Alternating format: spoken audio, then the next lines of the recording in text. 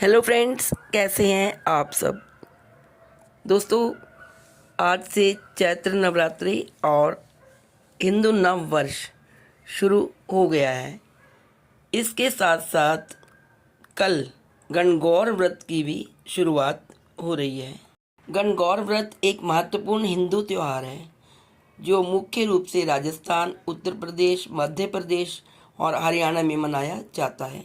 यह पर्व भगवान शिव और माता पार्वती को समर्पित है। विवाहित महिलाएं अपने पति की लंबी आयु और सुखी वैवाहिक जीवन के लिए यह व्रत करती हैं, जबकि कुंवारी कन्याएं मन चाहे वर की प्राप्ति के लिए इस व्रत का पालन करती हैं।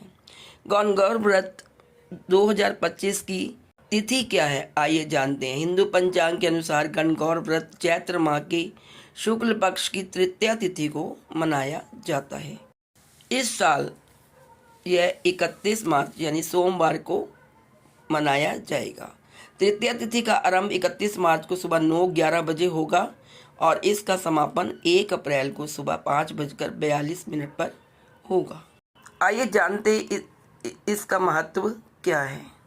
धार्मिक मान्यताओं के अनुसार इस व्रत के पालन से भगवान शिव और माता पार्वती का आशीर्वाद प्राप्त होता है।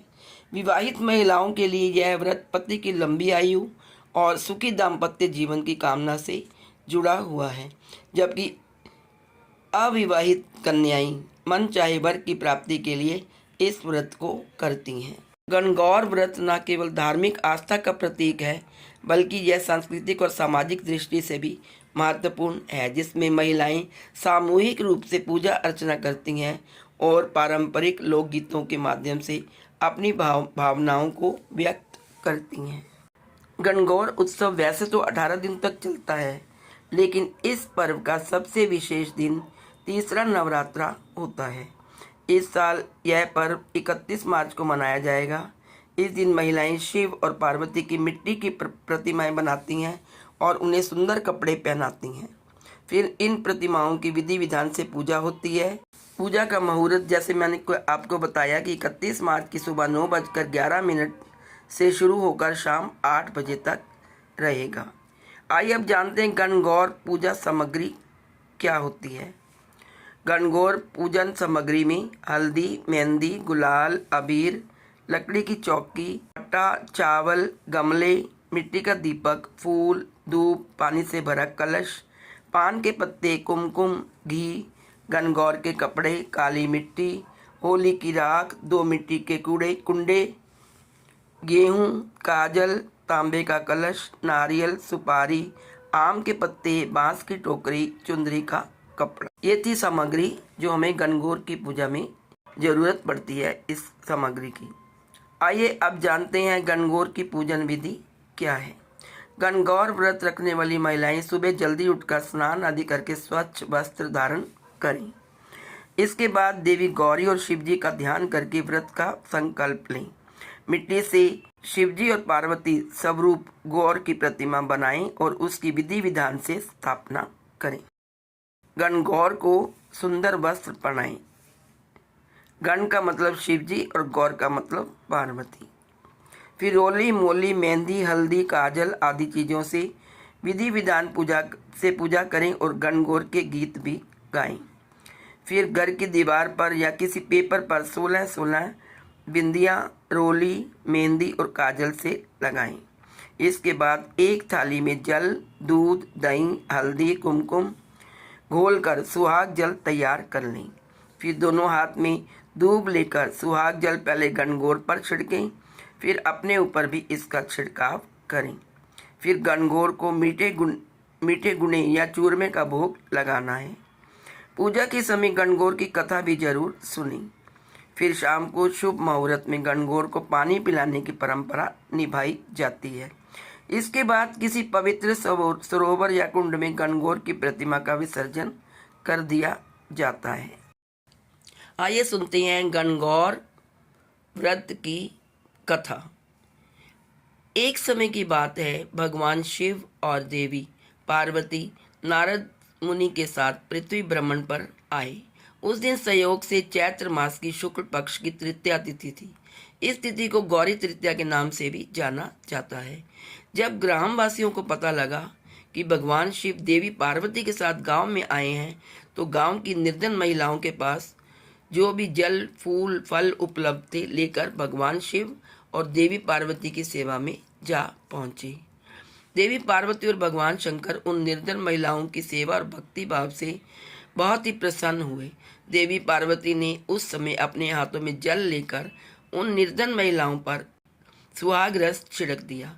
देवी पार्वती ने उन निर्धन महिलाओं से कहा कि तुम सभी का सुहाग अटल रहेगा। उन निर्धन महिलाओं के जाने के बाद उस गांव की धनी महिलाओं की टोली भी हाथों में विभिन्न प्रकार के पकवान सजाकर शिव पार्वती की सेवा में आई। देवी पार्वती की ओर देखकर भगवान शिव ने कहा कि तुमने तो सारा सुहाग रस निर्धन महिलाओं में बांट दिया, अब इन्हें क्या दोगी? देवी पार्वती ने तब भगवान शंकर की ओर देखकर कहा कि उन निर्धन महिलाओं को मैंने ऊपरी सुहाग रस दिया है, इन धनी महिलाओं को मैं अपने समान सौभाग्य का आशीर्वाद दूंगी। इसके बाद देवी पार्वती ने अपनी एक उंगली को काटकर उससे निकलने वाले रक्त को सभी धनी महिलाओं के ऊपर छिड़क दी। इसके ऊपर जैसा रक्त गिरता गया उसे उतना सुहाग मिलता गया।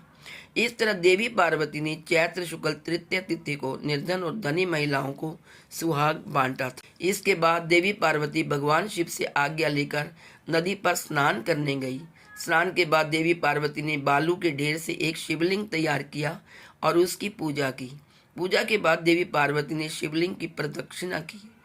इसी समय उस शिवलिंग से शिवजी प्रकट हुए और देवी पार्वती से कहा कि आज के दिन यानी चैत्र शुक्ल तृतीया के दिन जो भी सुहागन महिलाएं शिव और गौरी की पूजा करेंगी उन्हें अटल सुहाग प्राप्त होगा। इधर शिवजी की पूजा करते हुए देवी पार्वती को काफ़ी समय हो गया तो वह लौट कर वहाँ आई जहाँ पर शिवजी विराजमान थे। देवी पार्वती से भगवान भोलेनाथ ने पूछा कि काफ़ी समय लग गया आने में। देवी पार्वती ने इस पर यह कह दिया कि उन्हें नदी के तट पर भाई और भावज मिल गए थे।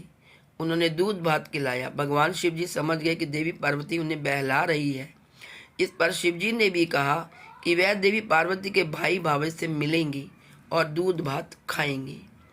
शिवजी देवी पार्वती और नारद के साथ नदी तट की ओर चल पड़े। देवी पार्वती ने मन ही मन भगवान भोलेनाथ से प्रार्थना की, हे शिव शंकर, मेरी बात का लाज रखना। जब भगवान शिव नदी तट पर पहुंचे तो वहां उन्हें एक महल दिखा। उसमें देवी पार्वती के भाई और भावज थे। कुछ समय तक शिव और पार्वती उस भवन में रहे। फिर देवी पार्वती ने भगवान शिव से कैलाश चलने की जिद की, लेकिन शिवजी जाना नहीं चाह रहे थे तो देवी पार्वती अकेले ही वहां से विदा हो गई। इस पर भगवान शिव को भी देवी पार्वती के साथ जाना पड़ा। अचानक से भगवान शिव ने कहा कि उनकी तो माला ही भवन में रह गई है। नारद जी को शिवजी ने माला लाने के लिए भेजा। नारद जी जब नदी तट पर पहुंचे तो वहां ना तो कोई भवन था, ना देवी पार्वती के भाई भावज थी। उन्हें एक पेड़ पर भगवान शिव की माला लटकी हुई मिली। नारद जी माला लेकर शिवजी के पास गए और माला देकर बोले, प्रभु ये कैसी माया है? जब मैं माला लेने गया तो वहां पर ना तो भवन था और ना ही पार्वती माँ के भाई भावज, बस जंगल ही जंगल था। एक पेड़ पर माला लटक रही थी। इस पर शिव पार्वती मुस्कुराए और बोले कि यह सब तो देवी पार्वती की माया थी। इस पर देवी पार्वती ने कहा कि यह मेरी नहीं, भोलेनाथ की माया थी। नारद जी ने कहा कि आप दोनों की माया आप दोनों ही जाने। आप दोनों की जो भक्ति भाव से पूजा करेगा उनका प्रेम भी आप दोनों जैसा बना रहेगा। तो दोस्तों ये थी पवित्र कथा गणगौर व्रत की। आप सबको मेरी तरफ से गणगौर व्रत की हार्दिक शुभकामनाएं। भगवान शिव तथा पार्वती आपके जीवन में हमेशा खुशियां प्रदान करें। यदि वीडियो पसंद आई हो तो प्लीज़ इसे लाइक करिए, शेयर करिए तथा यदि आप चैनल पर नए हैं तो चैनल को सब्सक्राइब करना ना भूलें और साथ ही बेल का आइकन भी प्रेस कर दें ताकि मेरी नई आने वाली अपलोड वीडियो की नोटिफिकेशन सबसे पहले आपको मिल सके। Thank you so much.